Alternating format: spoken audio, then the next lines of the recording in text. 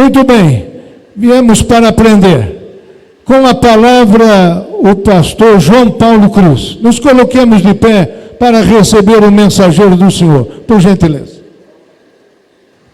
50 minutos, tá bom? Glória a Deus. Queridos irmãos, eu vos cumprimento com a paz do Senhor. Queiram, por gentileza, tomar os vossos assentos. Para mim, se constitui uma grande alegria poder, nessa oportunidade, estar convosco, conhecendo esta querida igreja, a quem todo o Brasil estima, e para mim é um privilégio.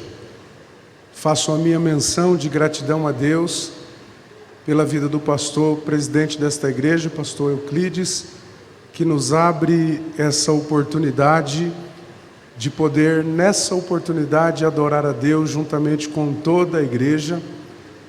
Uma alegria para mim, hoje dobrada, por estar acompanhado de dois amigos, pastor Fábio Oliveira, que dirige uma das congregações ali de Americana, mais precisamente na cidade de Santa Bárbara do Oeste, e também o pastor Zaqueu de Louveira, que é amigo de longa data, e hoje eu estou acompanhado também da minha querida esposa. Minha gratidão a todos vocês por nos receberem aqui tão bem, tão honrado estamos pela preciosa recepção. Vamos abrir a nossa Bíblia na segunda epístola que Paulo escreveu a Timóteo. O capítulo é o de número 1, capítulo 1, o versículo é o de número 15. Hoje meditaremos sobre algumas qualidades dos amigos que todos nós obreiros precisamos ter. Segunda epístola de Paulo a Timóteo, melhor dizendo, capítulo 1, verso de número 15, nos diz assim: bem sabei isto, que os que estão na Ásia, todos se apartaram de mim, entre os quais foram Fígelo e Hemórgenes. O Senhor conceda misericórdia à casa de Onesíforo, porque muitas vezes me recriou e não se envergonhou das minhas cadeias.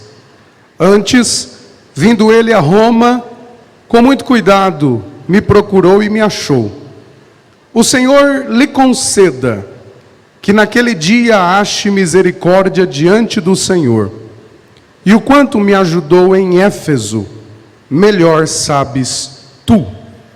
Queridos e amados irmãos, obreiros do Senhor, eu quero iniciar a minha fala, abrindo a minha reflexão, meditando sobre alguns desafios que temos neste tempo de pós-pandemia. É bem verdade que nós não estávamos preparados para vivenciar tudo que passamos a viver na pandemia. E observamos que esta pandemia nos trouxe muitos problemas, muito sofrimento, quantas lágrimas, mas a bem da verdade não parou por aí as dificuldades para a igreja.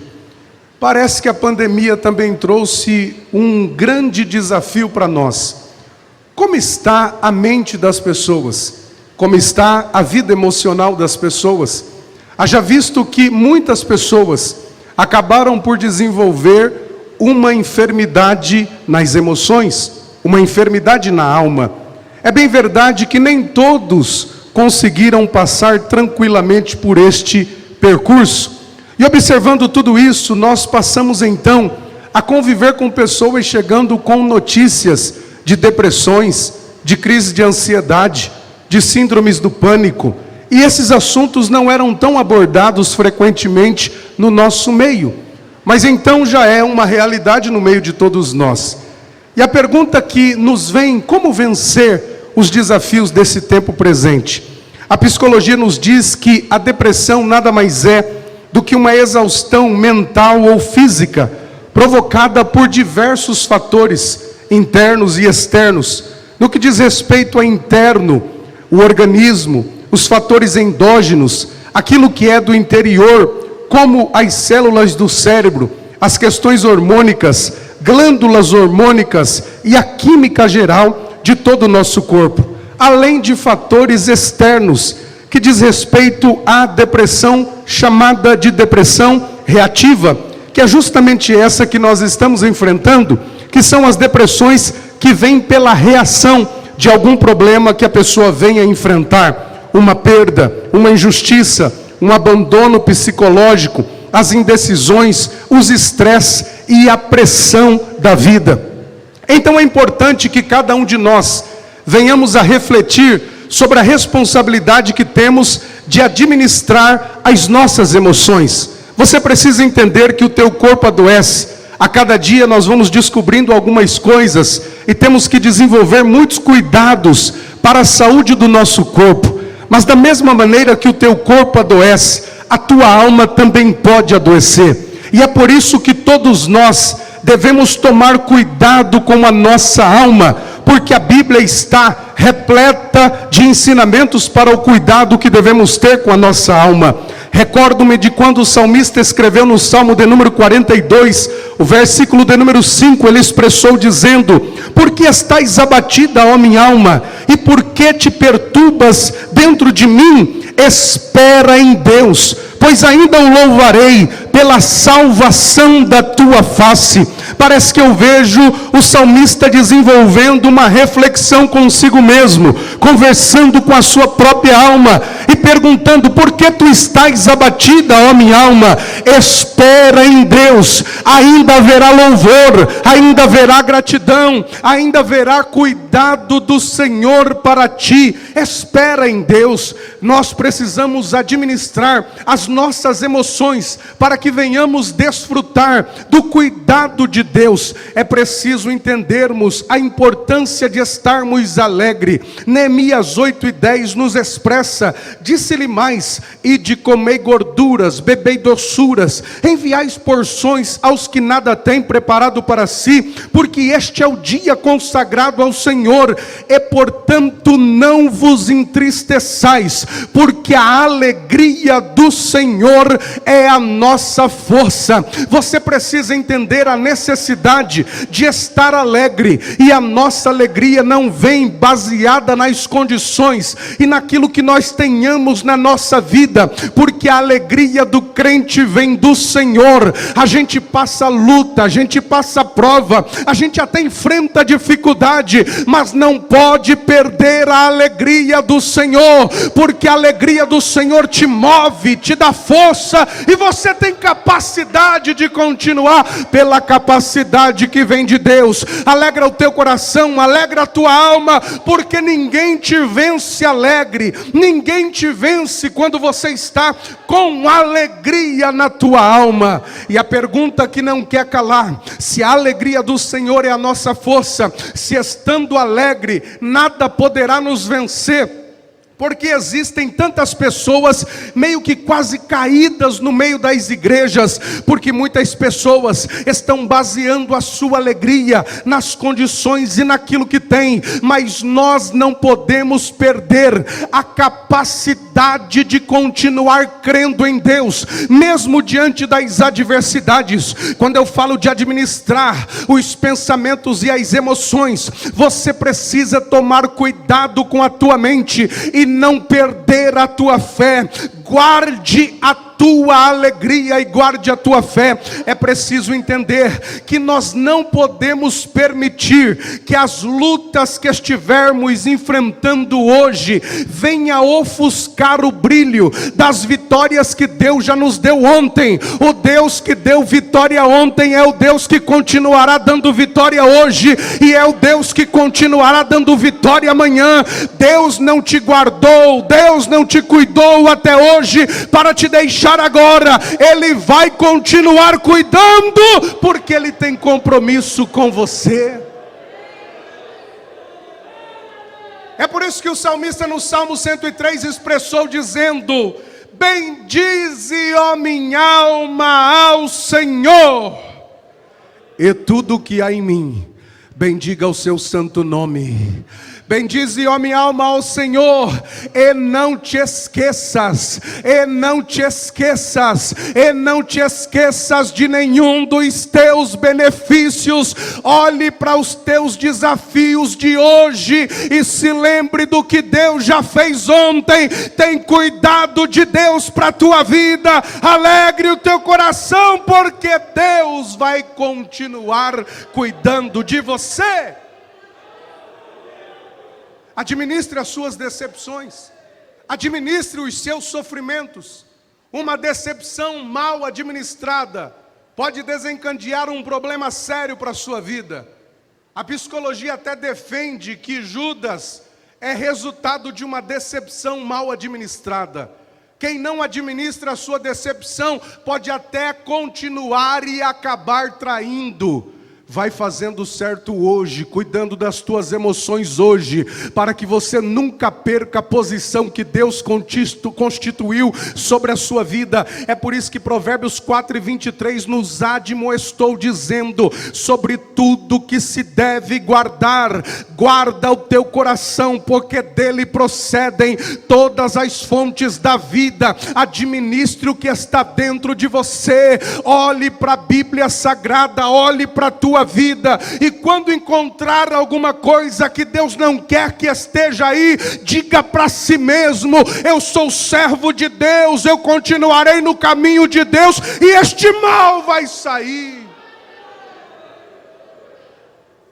Mas algumas pessoas perdem a capacidade de administrar, e por perderem essa capacidade, acabam acumulando frustrações dentro de si. E essas frustrações levam a tristezas contínuas, dias de tristeza, meses de tristeza. E quando a pessoa abre o olho, já está dominada por um sentimento que não deveria estar lá. Aleluia, mas a igreja em Pinda está recebendo hoje uma palavra de Deus que vem para animar o teu coração. Ninguém vai desestimular a tua fé, ninguém vai desestimular você. Enquanto muita gente está desesperada pelos desafios pós-pandemia, o pastor está implantando aqui um projeto para arrebanhar pessoas e desenvolver crescimento, porque a vitória da igreja não está na mão dos homens lá fora, a vitória da igreja está nas mãos daquele que deu a vida por ela, e ele continuará garantindo tudo.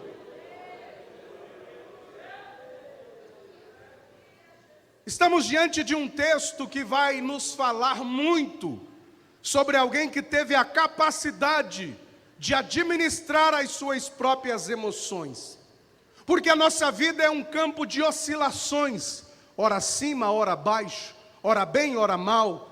Nós enfrentamos diversas coisas ao longo da vida, e paramos para olhar para a vida deste homem chamado Paulo, aquele que se tornou apóstolo aos gentios. Quando nós passamos para olhar para a vida deste homem, que foi responsável por desenvolver toda uma espinha dorsal doutrinária para o Evangelho, todas as doutrinas que estamos debruçados dias após dia, para aprender na casa de Deus, recebemos muita cooperação de Paulo, como instrumento do Senhor, para nos ajudar com a sua contribuição e com os seus escritos. Mas não foi sempre assim, porque este homem outrora não passava de um perseguidor, que de uma maneira contumaz estava respirando fúrias contra a igreja do Senhor, tentando de todas as maneiras destruir o povo de Deus, baseado naquilo que conhecia, naquilo que tinha como a sua própria regra de fé, e no seu entendimento, queria ele destruir aquilo que Jesus havia edificado. Mas eu fico apaixonado pelo texto de Atos 9, quando ele está no caminho de Damasco, com cartas de autorização para perseguir a igreja de Cristo, e a luz aparece sobre o caminho, e uma voz brada dizendo: Saulo, Saulo, por que tu me persegues? E quando eu li isso, eu chorei diante da Bíblia, porque eu procurei de alguma maneira uma expressão dizendo que Paulo estava procurando a Jesus e perseguindo a Jesus, mas o texto está dizendo que ele estava perseguindo a igreja. Mas quando Jesus se aparece para defender a igreja, ele diz: eu sou Jesus, a quem tu persegues, porque mexeu com a igreja, mexeu com o dono da igreja, mexeu com o crente, mexeu com o dono do crente. Quem mexe com você, mexe com aquele que te constituiu, porque tu és igreja de Cristo. E ele vai vivenciar uma grande transformação, porque essa transformação fala de alguém agora que vai mudar completamente, deixar de ser um Saulo perseguidor para ser um Paulo perseguido. E é tão interessante que ele vai ser conduzido a uma determinada casa, e a voz de Deus vem para Ananias dizendo: vai à rua chamada direita. Você sabia que Jesus sabe a rua onde você mora, o endereço da tua casa? Ele sabe aonde tu estás, e quando ele precisar de você, ele sabe aonde tu estás. Vai à rua chamada direita, porque eu estou com uma pessoa que precisa de você. Parece que eu vejo Ananias pensando: poxa vida, quem será?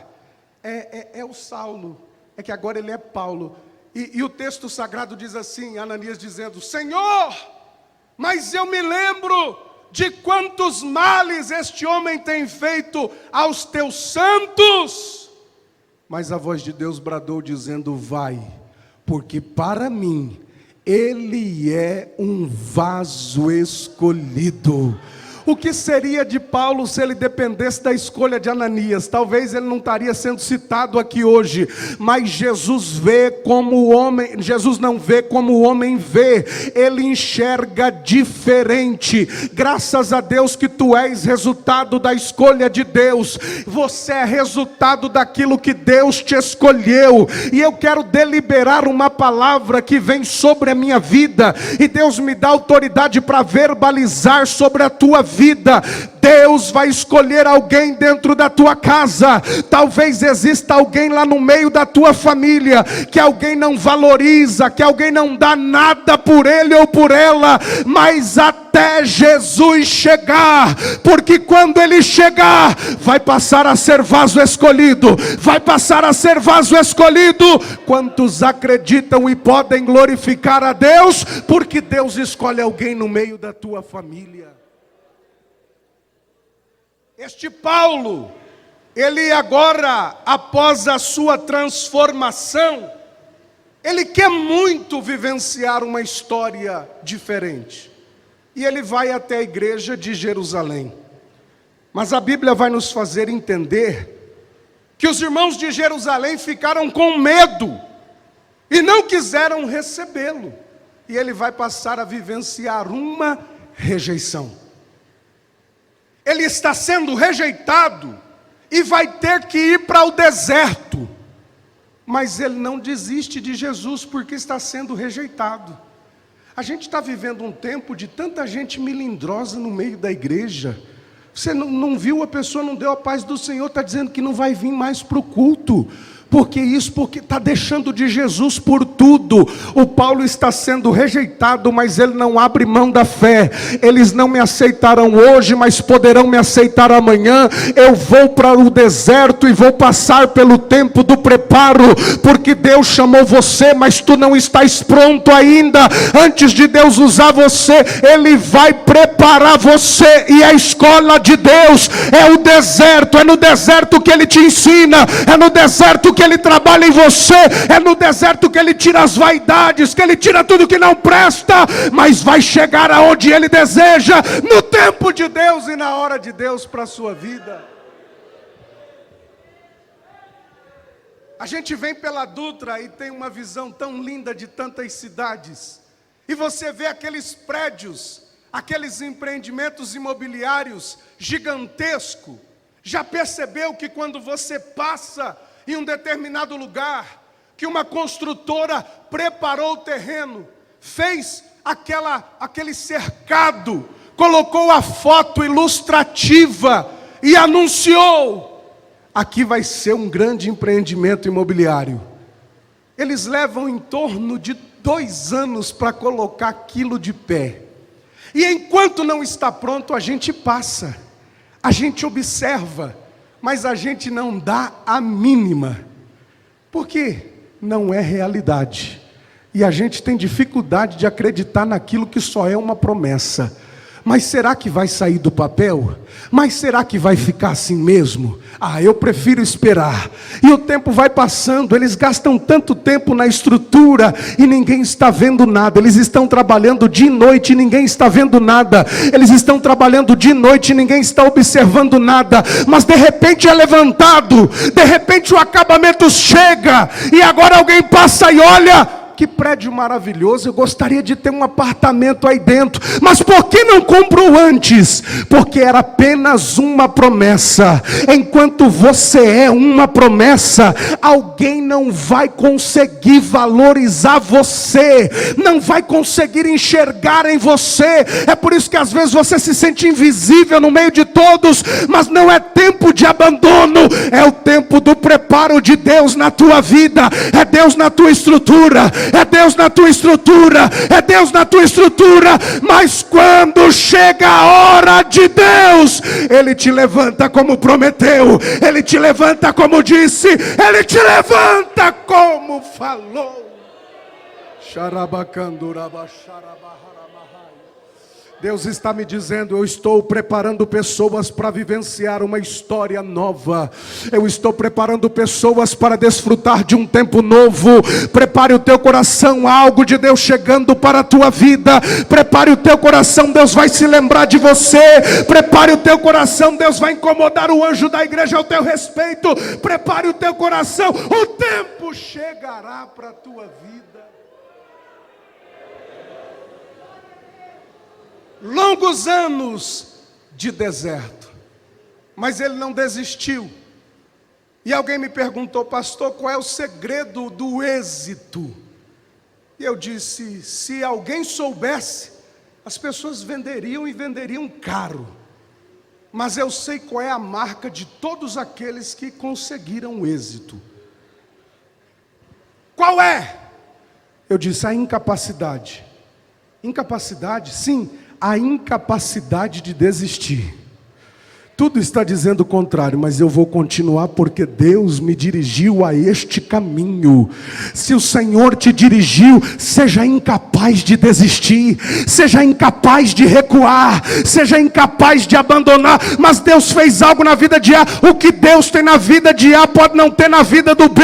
Deus tem uma história com cada crente, com cada pessoa. Baseia a tua fé em Deus, aguarda nele e no tempo dele ele faz. Paulo então vai vivenciar uma história extraordinária. Quem não se lembra de Paulo chegando em Filipos e aquela menina verbalizando que ele era homem de Deus e ele repreendendo o espírito de adivinhação, rendendo a ele o cárcere, e ele tendo 1000 motivos para reclamar, mas ele prefere adorar. Canta louvores com Silas e Deus estremece a prisão e as cadeias são abertas. O carcereiro pensa em se matar e ele diz, não faças tal. O que eu faço para ser salvo? Crer no Senhor Jesus e ser salvo tu e a tua casa. Falamos disso até hoje. O que dizer de quando ele chega em Atenas, no Areópago, observa vários altares, e um altar que era reservado ao Deus desconhecido.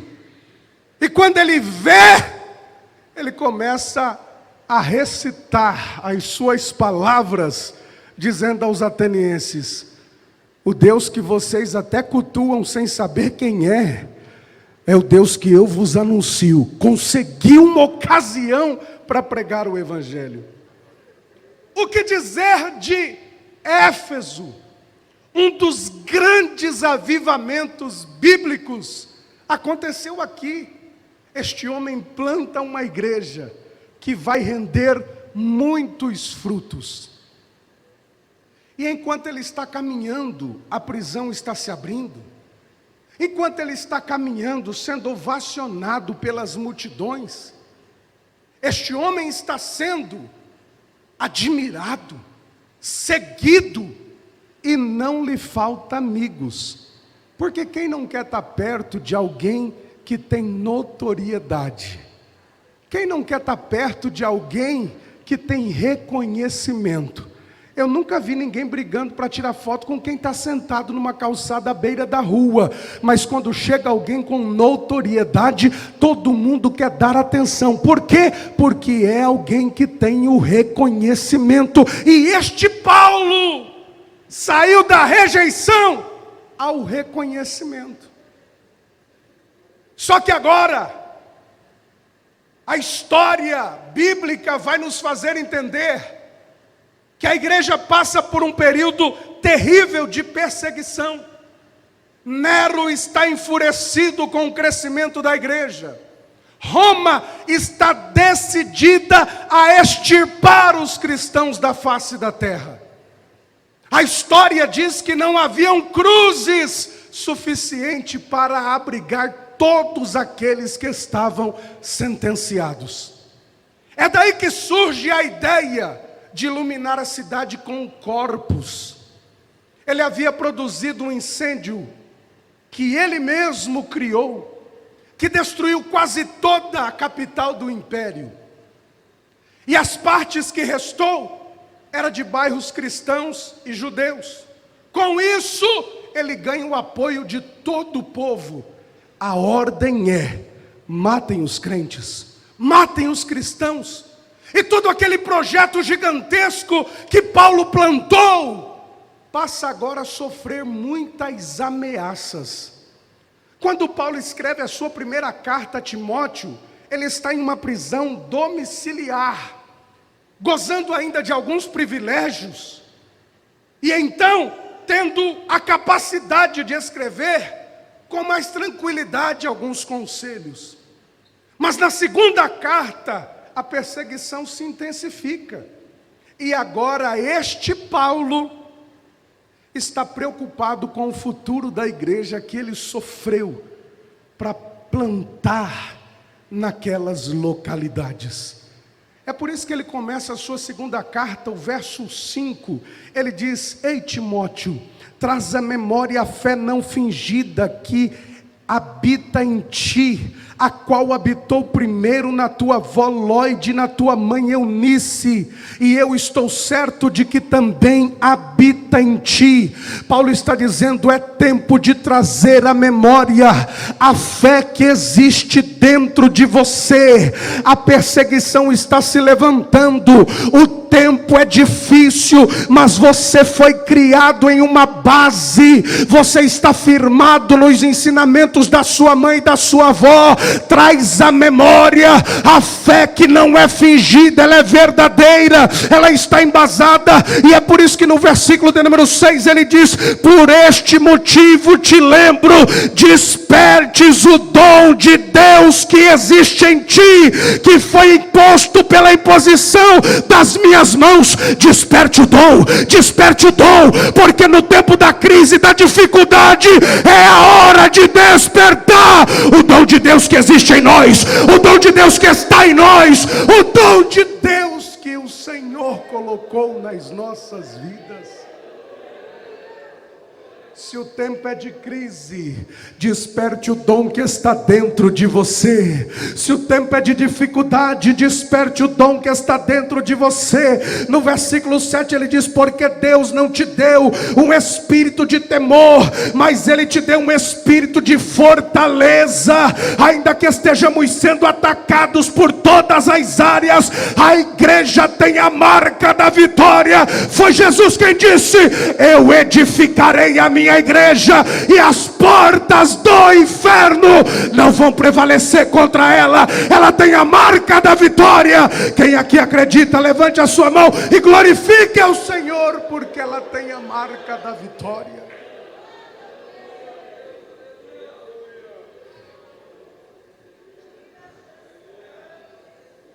Qual é a preocupação de Paulo? O meu filho na fé, Timóteo, ele não pode, de maneira alguma, desanimar. Para ele, eu escrevo para despertar o dom e viver um espírito de fortaleza. Mas quando chegamos no versículo de número 15, Paulo vai mudar a tônica da mensagem. E aquilo que era para ser de encorajamento, passa a revelar uma fragilidade do seu coração. Porque ele diz assim: você sabe, bem sabeis, que todos os que estão na Ásia se apartaram de mim. Na Ásia é onde ele viveu os melhores momentos do seu ministério. Em Éfeso foi onde ele foi mais bem sucedido. E é neste lugar que ele está dizendo: todos se apartaram de mim, porque agora eu estou preso, agora eu estou isolado, agora eu estou privado da minha liberdade, e agora eu não sei o que é ter companheiros. Porque ter companheiros no momento da alegria é fácil. Ter companheiros nos momentos de felicidade é fácil. O desafio para o obreiro é ser amigo no momento da adversidade. Porque o verdadeiro amigo chega quando todo mundo sai. O verdadeiro amigo está nos momentos de adversidades da vida. É por isso que Paulo está dizendo: bem sabei que todos apartaram de mim. Amigos da conveniência. Você se lembra dos amigos de Jó? Quando Jó tinha dinheiro: ei Jó, que alegria ser teu amigo. O dinheiro emprestado toda vez que a coisa aperta: ô Jó, maravilhoso estar do seu lado. Uma BMW para dar uma volta pela cidade, Jó, é o máximo estar perto de você. Mas bastou perder tudo o que tinha para pessoas começarem a dizer: só pode ser pecado encoberto, porque Deus jamais permitiria isso com um crente fiel. Até a sua própria esposa diz: amaldiçoa o teu Deus e morre. Porque existem provas que nem quem está perto de nós será capaz de suportar. Mas eu quero deliberar uma palavra para a tua vida: quando todos aqueles que dizem ser amigos te deixarem, você tem um que é o melhor de todos, é Jesus de Nazaré, e ele vai despertar alguém sincero para estar perto de você. Eu tenho uma palavra de Deus para esta igreja. Deus está me dizendo que quem está com espírito de falsidade vai sair fora, porque é tempo de sinceridade, é tempo de sinceridade, é tempo de verdadeiros amigos. Qual é o nome deles? É quem que está deixando Paulo desestabilizado? O nome deles é Hermógenes e Fígelo. Olhe para cá. Você já percebeu que existem pessoas que apareceram na Bíblia uma vez só e marcaram história? Lembra da menina que ajudou Naamã? Marcou história. Lembra do menininho que levou 5 pães e 2 peixinhos? Marcou história. Lembra de Fígelo e Hermógenes? Marcou história. Mas eles não estão marcando história por aquilo que estão fazendo de bom. Eles estão marcando história por aquilo que estão fazendo de mal. Eles são desertores, eles são abandonadores, eles são amigos na hora do oba-oba. Tá tudo bem, opa, tô contigo, não abro. Bastou soprar um vento, são os primeiros a bater em retirada. Querido obreiro de Deus, nós estamos escrevendo uma história que será lida pelos outros a cada dia, a cada atitude, a cada passo. E qual é a história que nós estamos escrevendo? Se nós partirmos hoje, qual é o testemunho que alguém vai dar ao teu respeito e ao meu respeito? Ali estava um obreiro fiel, ali estava um amigo fiel. Ou alguém vai dizer: ali estava um traidor, um abandonador. Que Deus nos guarde, que Deus nos cuide, que Deus nos dê graça para sermos fiéis, para sermos fiéis, para sermos fiéis. Cadê os fiéis dessa igreja? Levante a mão, que Deus te levante para ser fiel.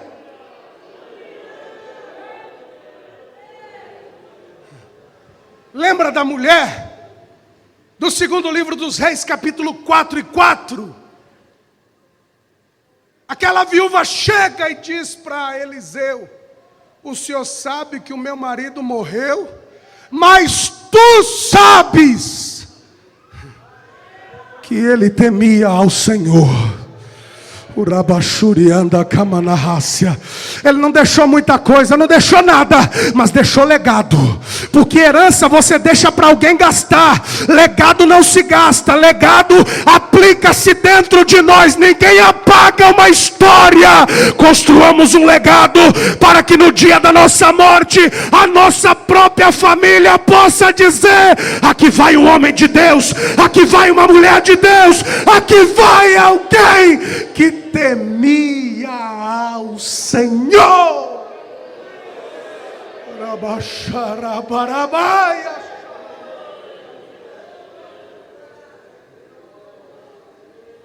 Qual é a nossa marca? E aí, Paulo apresenta um lírio no meio do lodo. Todos se foram.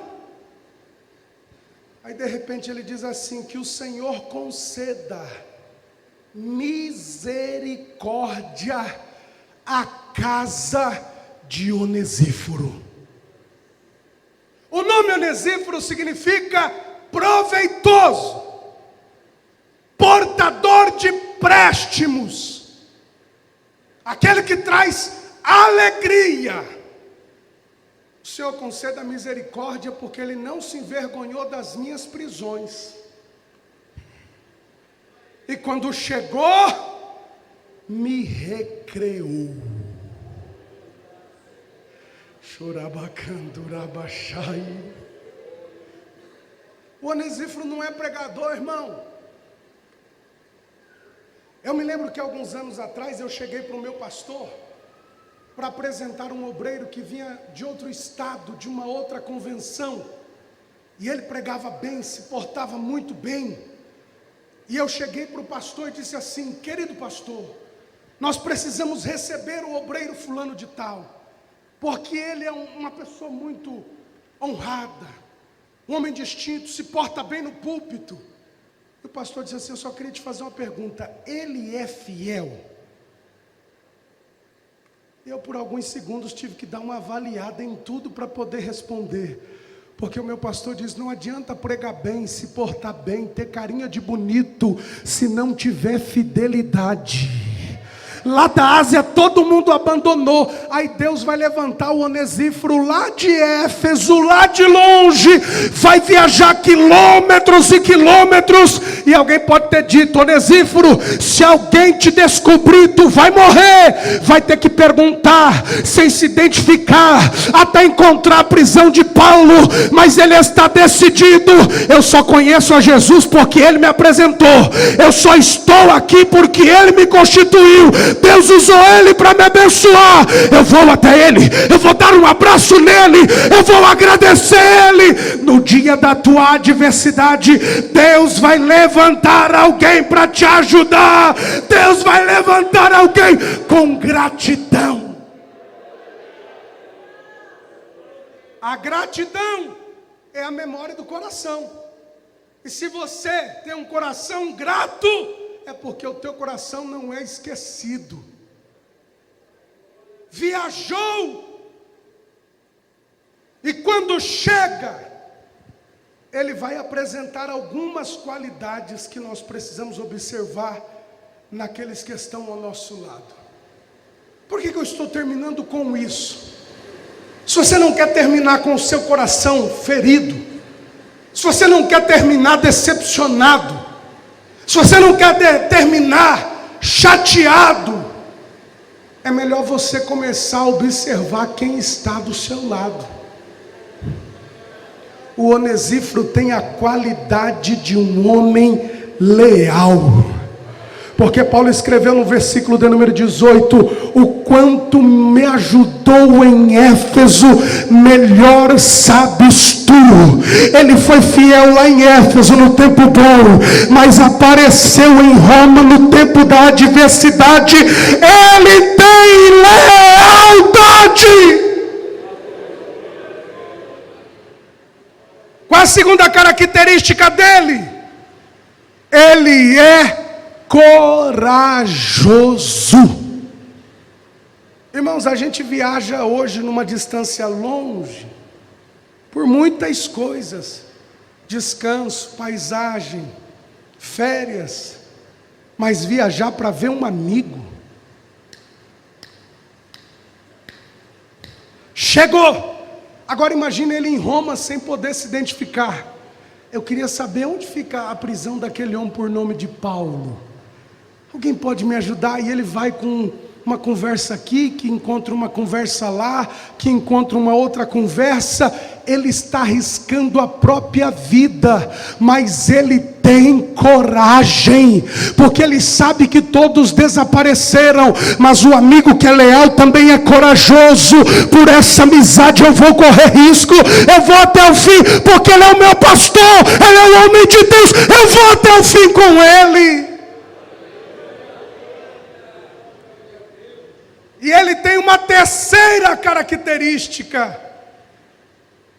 Ele, além de ser leal, corajoso, ele também é um alegre consolador.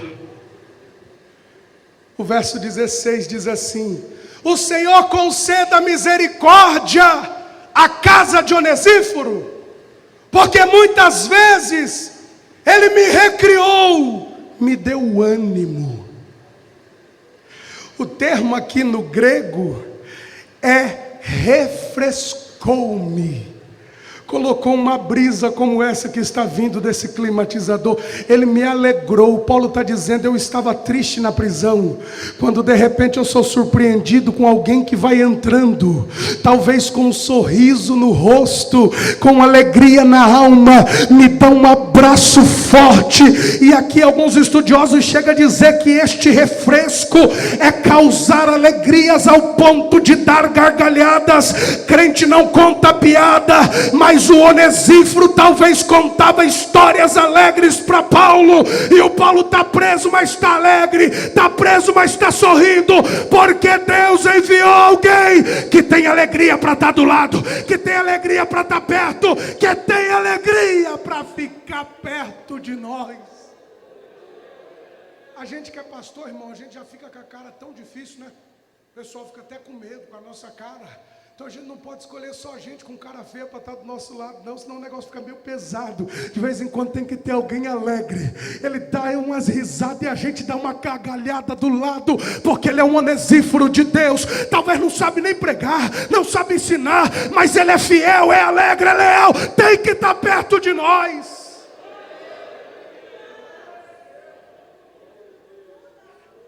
E aqui eu encerro, porque além de ser leal, alegre, corajoso, ele tem fidelidade. Ué, pastor, o leal não é fiel? Há diferença entre a lealdade e a fidelidade. Uma esposa pode estar fiel ao lado do marido e não entregar o melhor do seu amor. Tem lealdade na relação, mas não há fidelidade com o compromisso. Existem pessoas que trabalham em uma empresa e aí percebe que quando o patrão, o chefe está distante, a pessoa, aí o patrão chega, o chefe chega, a pessoa, meu patrãozinho lindo, meu chefinho, né? Que coisa, o senhor, né? Ele não falta, ele não atrasa. É leal no horário, mas não é fiel no coração. Ele é dúbio. O Onesíforo, ele é tudo tudo que nós já falamos, mas a sua maior marca é fidelidade, porque ele acabou perdendo a sua própria vida por ter visitado um amigo. E Paulo se lembra que o Senhor conceda misericórdia à casa. Por quê? Porque ele já não está mais entre nós. Que o Senhor conceda misericórdia à casa desse amigo que se arriscou para me ver, perdeu a vida para me ver, mas que a bênção de Deus esteja sobre a tua família. Eu declaro em nome de Jesus, pela palavra, que a tua fidelidade vai gerar bênçãos para os teus, vai gerar bênçãos para a tua família. Deus tem negócio com a tua parentela por causa de você. É o Deus de Abraão visitando Isaac, é o Deus de Abraão visitando Jacó, é o Deus do pai visitando o filho. Deus é Deus de posteridade. Que o Senhor conceda misericórdia à tua casa, que o Senhor conceda misericórdia na tua casa, que Deus desperte homens e mulheres de Deus na tua família, e o nome dele seja glorificado em você.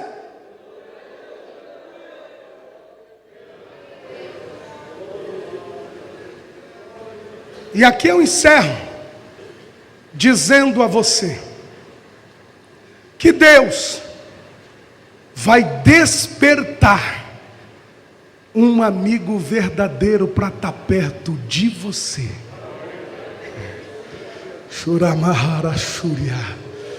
Eu estive orando a Deus, pedindo a Deus uma palavra, e o Senhor me disse: eu vou chacoalhar a árvore das amizades, e eu vou despertar sinceridade perto de você. Se você pode, coloque a mão sobre o seu coração. Querido Jesus, eu ministro a tua palavra. Eu entrego para a tua igreja a mensagem que o Senhor me dá.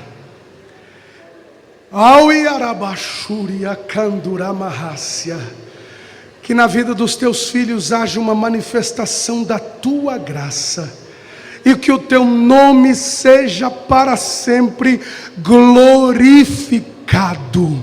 Que haja uma manifestação de misericórdia na vida de cada um dos teus filhos, e que eles possam desfrutar das bênçãos da sinceridade, das bênçãos da lealdade, das bênçãos da alegria que essa pessoa vai trazer ao coração do teu servo e da tua serva.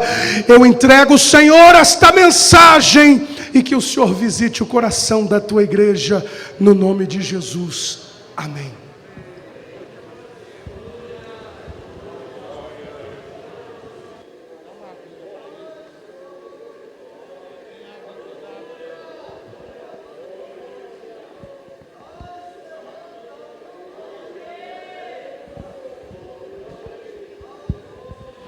Quantos agradecem, digam amém. Maravilhoso.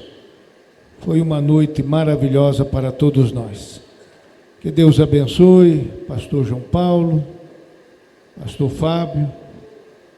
Deus abençoe Zaqueu, sempre trazendo bênção para nós aqui em Pindamonhangaba. Nossa gratidão, viu?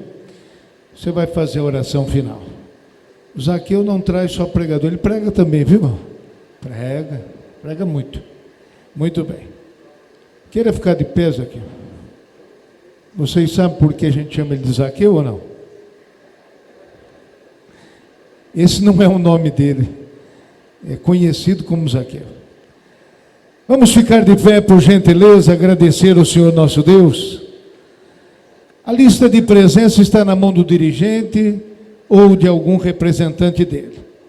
Não esqueça de colocar ali a sua presença.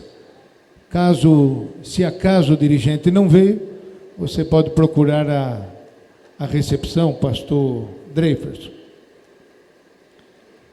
Dia 8 de fevereiro, Luiz está aí?